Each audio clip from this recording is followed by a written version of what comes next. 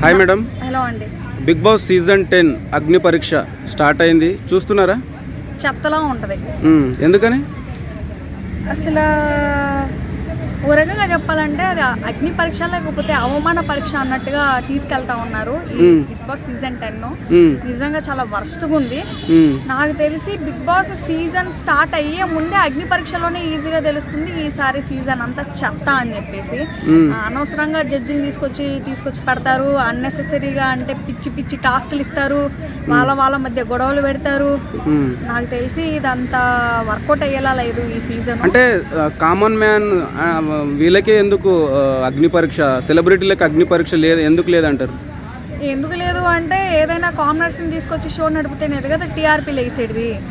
అది అందరికీ తెలిసిన విషయమే. ఇప్పుడు ఒక కామనర్ని తీసుకొచ్చి నువ్వు స్టేజ్ మీద ఫర్ ఎగ్జాంపుల్ ఉప్పల వాళ్ళు ఉన్నాడు, ఆయన్ని మరీ ఇదిగా తిట్టడం జరిగాయి, కొన్ని మాటలు అన్నెసరీగా అన్నారు. ఈ రోజున చూసారా ఉప్పల్ బాలుకి బయట ఎంత పెద్ద సపోర్ట్ వస్తుందో, ఆయనకి ఎంత ఇదిగా మళ్ళీ ఉప్పల్ బాలు లోపలికి వెళ్ళాలి అని చెప్పేసి వీడియోలు చేస్తా ఉన్నారా. ఇప్పుడు ఇండైరెక్ట్ గా ఉప్పల్ బాలుని తీసేసి టీఆర్పీ లేపారు. ఇల్లు అర్థం కాని విషయం ఏంటంటే ఇండైరెక్ట్ గా ఉప్పల్ బాలుని తీసేసి అంటే రిజెక్ట్ చేశారు. ఆఫ్ కోర్స్ అంతే కదా, అంతే కదా. టీఆర్పీ అమాంతం లేచిపోయింది. అందులో ఏముందిరా బాబు, ఎవరెవరు వచ్చారా నాయన, ఎవరెవరిని సెలెక్ట్ చేశారని చెప్పేసి కొంచెం ఆసక్తిని రాపడానికి అట్లా చేశారు. అంటే కామనర్స్ ను పిలిచి అవమానించడం, ఇష్టం వచ్చినట్లు మాట్లాడడం ఎంతవరకు కరెక్ట్ అంటారు? అసలు అది కరెక్టే కాదు. నెక్స్ట్ టైం ఎవరైనా అగ్ని పరీక్షకు పోవాలి, అందులో సెలెక్ట్ అయ్యి బిగ్ బాస్ దాకా పోవాలి అంటే వాళ్ళకి అన్ని క్లోజ్ చేసేసుకోండి. మొన్న పల్లవి ప్రశాంత్ పోయాడు, లేకపోతే ఆర్మీ పవన్ కళ్యాణ్ పోయాడు, అది ఇది అని చెప్పేసి వాళ్ళని చూసుకొని పోవద్దు. ఎందుకంటే పవన్ కళ్యాణ్ పడాలా అనే అబ్బాయి సిఆర్పిఎఫ్ జమ్మూ కాశ్మీర్ లో అబ్బాయి జాబ్ చేసేటోడు, అప్పుడే రీసెంట్లీ జాబ్ వచ్చింది. అలాంటిది ఆడికి స్టార్టింగ్ లోనే లైక్ ఎలా అంటే ఇండస్ట్రీలో ఉండాలి, సినిమాలు తీసుకోవాలి అని ఒక పిచ్చి ప్యాషన్ ఉండేది. కానీ అవకాశాలు లేక ఇక ఏదో ఒకటి అని చెప్పేసి ఎలా వెళ్ళాలో కూడా తెలియక జాబ్ చేసుకుంటున్నాడు. జాబ్ వచ్చిన తర్వాత ఈ ఆపర్చునిటీ వచ్చినప్పుడు ఇందులోకి వచ్చి ఇంకా సినిమాలే నా ప్రపంచం అని చెప్పేసి ఇప్పుడు ఉద్యోగాన్ని కూడా వదులుకొని ఇందులోకి వచ్చాడు. అది ఎంతవరకు కరెక్ట్? ఇలాంటి వాళ్ళని చూసి చాలా మంది కూడా రేపటి రోజున మంచి పొజిషన్లో ఉన్నోళ్ళు, జాబ్ చేసుకుంటూ ఉన్నోళ్ళు, 4 డబ్బులు వెనకేసుకునేటోళ్ళు, ఇలాంటి వాళ్ళని చూసి ఇందులోకి వచ్చారనుకో అది క్లోజ్ అయిపోద్ది కదా. ఇలా అవకాశాలు రాకపోతే ఏం చేస్తారు? ఇప్పుడు మనం చాలా మందిని చూస్తున్నాం ఇండస్ట్రీలో, ఏదో చేద్దామని వస్తారు, అవకాశాలు రాక ఏం చేస్తారు చూస్తున్నారు కదా. ఇది జూబ్లీ హిల్స్ రోడ్ నెంబర్ 5 వాడ పిల్లర్ల కింద పడుకొని ఉంటున్నారు, ఎంతమంది పడుకోవట్లేదు. నేను ఒకటే చెప్తున్నా, ఎండ్ ఆఫ్ ది డే ఏంటంటే అగ్ని పరీక్ష, బిగ్ బాస్ అలాంటివి వద్దు. మీకు టాలెంట్ ఉంటే యూట్యూబ్ లో వీడియోలు పెట్టండి, ఇన్స్టాగ్రామ్ లో ఇన్ఫ్లుయెన్సర్లు అవ్వండి, దాని త్రూ బిగ్ బాస్ దగ్గర నుంచి ఆఫర్ వచ్చేలాగా చేయండి. కానీ మీరు నడుచుకుంటూ అక్కడికి వెళ్ళొద్దు, ఆడికి వెళ్ళి కోట్లాది మంది ముందు మీ పరుగులు తీసుకోవద్దు.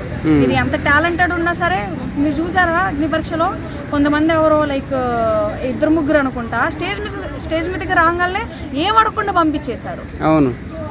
అసలు నువ్వు టాస్క్ ఇవ్వలేదు, నువ్వేంది అని అడగలేదు, ఏం అడగకుండా అలా ఎలా చేస్తారు? అంటే వాళ్ళకి నచ్చిన వాళ్ళకేమో ఇమిడియట్ గా గ్రీన్ ఇచ్చేస్తున్నారు. ఏంటంటే యాక్చువల్ గా ఆల్రెడీ వీళ్ళకి కావాల్సిన కంటెస్టెంట్లను ముందుగానే పెట్టేసుకున్నారు.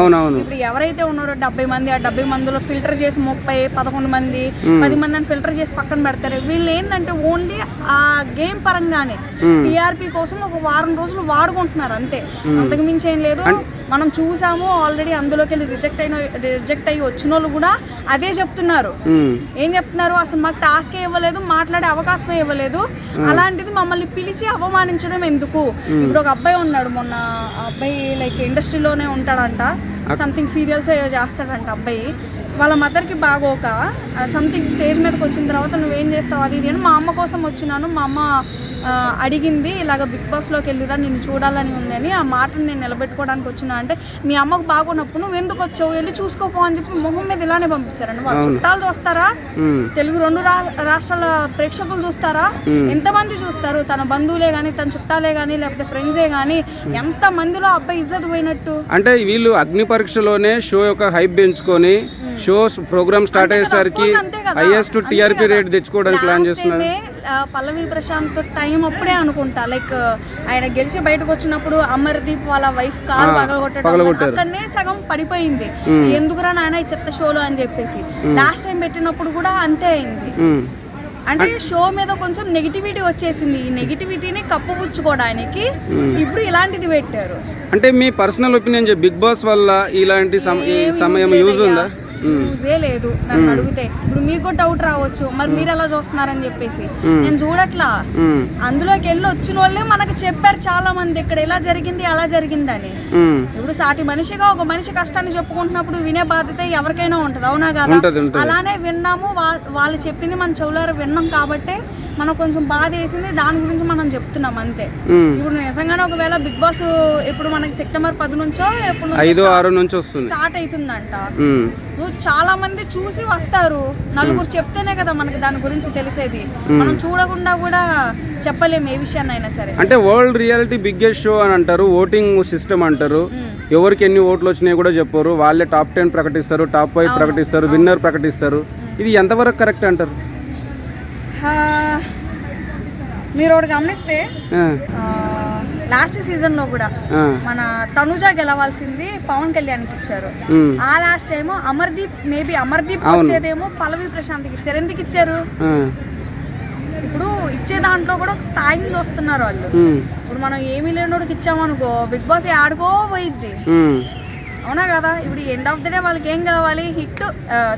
షో పేలడం కావాలి, షో డౌన్ అవడం కాదు కదా. అట్లానే ఇంకా దానికోసము ప్లస్ ఇంకొకటి ఏంటంటే నిజంగానే ఇప్పుడు చాలా మందికి నచ్చక దీన్ని విమర్శిస్తూ ఉన్నారు, చూడకూడదు అనుకుంటున్నారు. అయినా కానీ మీరు అన్నట్టు ఈ ఏదైతే ఓటింగ్స్ పెడతారు కదా, ఓటింగ్స్ ప్రక్రియ అప్పుడు కూడా ఖచ్చితంగా వీళ్ళు చూసి ఓట్లేస్తారు. సిగ్గులేని వాళ్ళు అంటే టాప్ 10 వచ్చినప్పటి నుంచి అయినా ఓటింగ్ చూపించాలి కదా. చూపించరు వీళ్ళు చూయరు, ఎందుకంటే ఆల్రెడీ సెలెక్టెడ్ పీపుల్స్ లోపల ఉన్నారు కదా. అంటే ఎంటర్టైన్మెంట్ ప్రోగ్రామ్ ఇది.